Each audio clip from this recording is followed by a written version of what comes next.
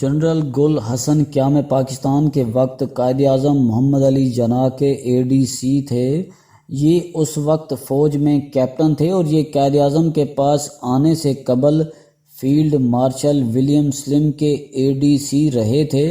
Field marshal William سلم اتحادی فوجوں کی مشرقی کمانڈ کے چیف تھے۔ قائد اعظم نے گل حسن کو تجربے کی بنیاد پر اپنے ساتھ وابستہ کر لیا۔ اگست 1947 میں پاکستان کی پہلی سرکاری تقریب تھی۔ یہ تقریب گورنر جنرل ہاؤس کراچی میں منعقد ہو رہی تھی۔ قائد اعظم نے دعوتی کارڈز جاری کرنے کا حکم دیا۔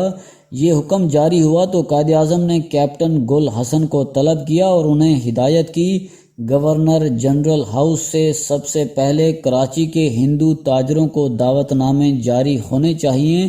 کراچی کے حالات اس وقت بہت مخدوش تھے۔ ہندو تاجر بھارت جا رہے تھے۔ کراچی کے مسلمان ان کی جائیدادوں پر قبضے کر رہے تھے۔ ہندوستان سے فسادات اور مسلمانوں کے قتل عام کی خبریں آ رہی تھیں۔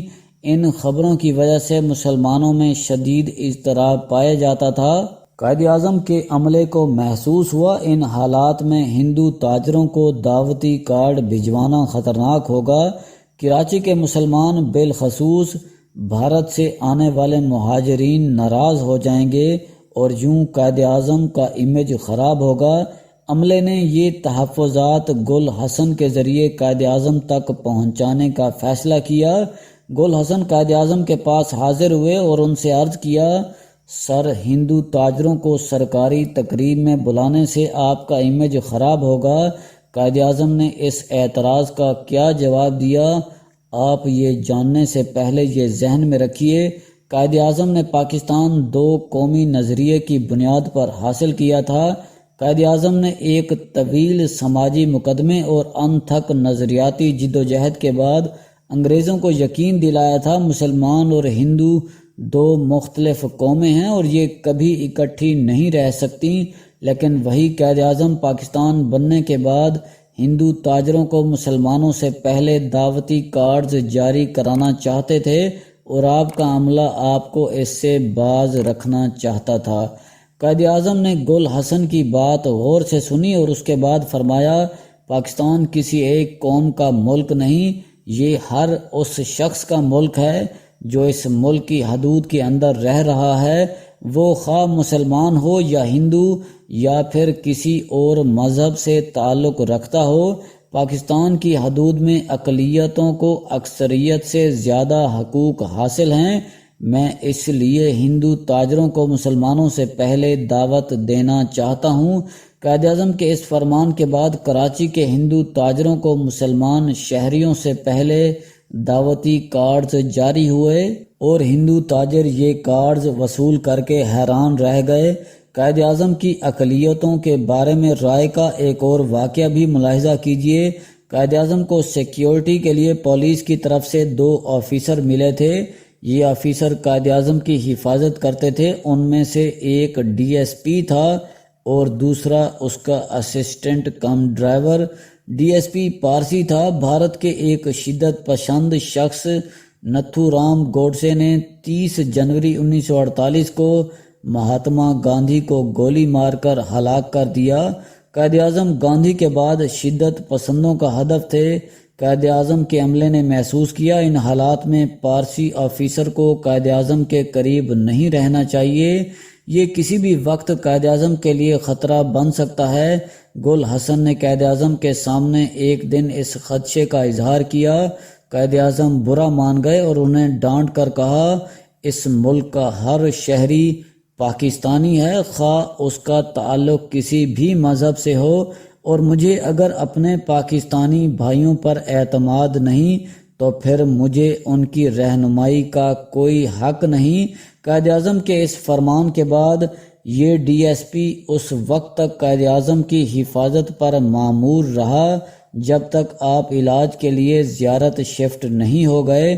یہ DSP اس وقت بھی قائد اعظم اور محترمہ فاطمہ جناح کے ساتھ ہوتا تھا جب دونوں واک کے لیے اکیلے ملیر جاتے تھے، اور اس وقت ADC اور اس پارسی DSP کے سوا آپ کے قریب کوئی نہیں ہوتا تھا۔ آپ اقلیتوں کے بارے میں قائد اعظم کے خیالات کی ایک مثال اور بھی ملاحظہ کیجئے۔